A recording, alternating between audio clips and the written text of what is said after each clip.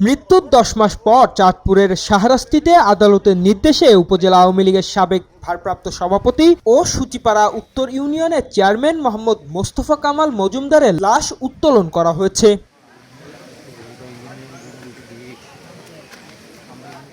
মঙ্গলবার ৩ জুন দুপুরে উপজেলার ওই ইউনিয়নের সরসাক মজুমদার বাড়ির পারিবারিক কবরস্থান থেকে উপজেলা সহকারী কমিশনার ও নির্বাহী ম্যাজিস্ট্রেট নিরুপম মজুমদার থানা পুলিশের সহযোগিতায় এই লাশ তোলা হয়।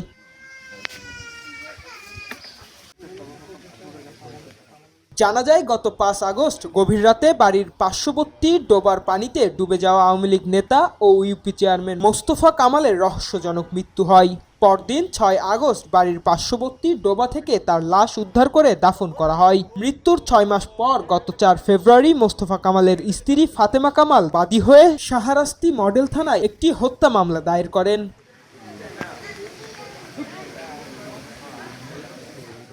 মামলার বাদী ফাতেমা কামালের দাবি, তার স্বামীকে অজ্ঞাতনামা দুষ্কৃতকারীরা সংঘবদ্ধভাবে বাড়িতে হামলা করে হত্যা করেছে। দেশের তৎকালীন পরিস্থিতি ও শারীরিক অসুস্থতার কারণে তিনি তার স্বামীর হত্যার বিচারের দাবিতে দেরিতে আইনি পদক্ষেপ নিয়েছেন।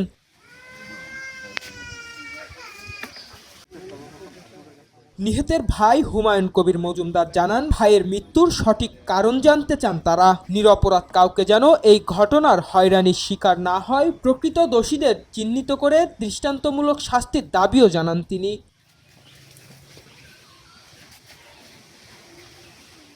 থানার অফিসার ইনচার্জ মোহাম্মদ আব্দুল বাসের জানান, নিহত চেয়ারম্যানের স্ত্রী দায়ের করা মামলা ও আবেদনের পরিপ্রেক্ষিতে আদালতের নির্দেশে নির্বাহী ম্যাজিস্ট্রেটের উপস্থিতিতে লাশ উত্তোলন করে ময়নাতদন্তের জন্য মর্গে প্রেরণ করা হয়েছে।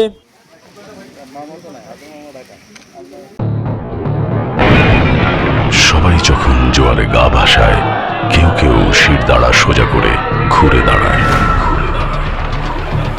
সময় যেখানে প্রতিনিয়ত হার মেনে নিতে শেখায়, কেউ কেউ চ্যালেঞ্জ ছুড়ে দেয়।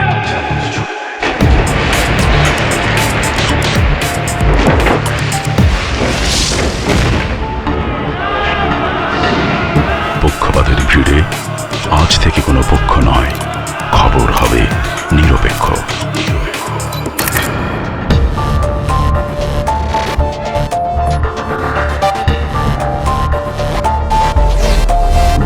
তথ্যবাদ, খবর হবে নিখাত।